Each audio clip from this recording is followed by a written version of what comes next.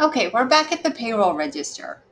The check numbers have been entered for you, and you can continue these numbers in future pay periods. Total earnings minus all the deductions will give you net pay. The taxable earnings section is for the earnings that are subject to the tax and not the tax itself. We've already discussed the first two columns under taxable earnings. The next column is the FUTA taxable earnings column.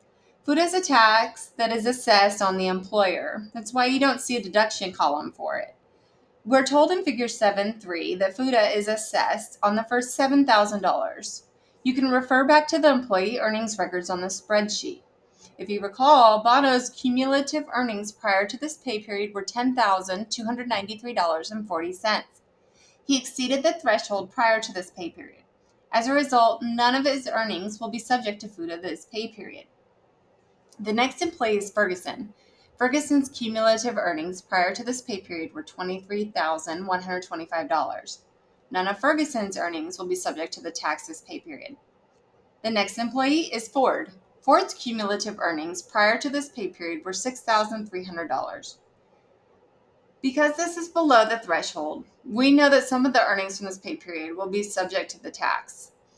Ford had total earnings of $1,220 this pay period, and $6,300 plus $1,220 is $7,520.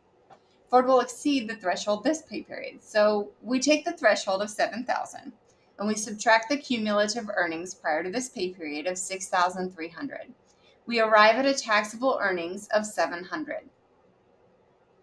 The next column is SUTA taxable earnings. Figure 7.3 tells us that the employer must pay the SUTA tax on the first $10,000 of gross earnings.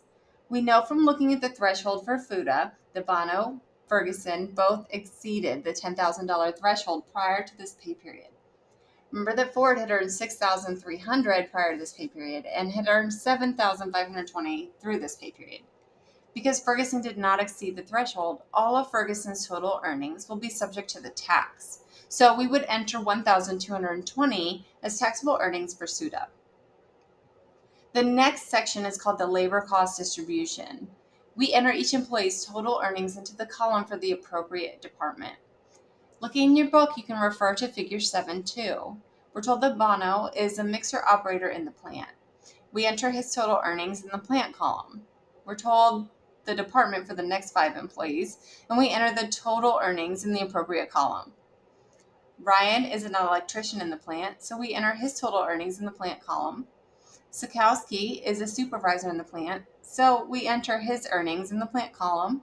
And the last 2 departments are given. We total all the columns in the payroll register.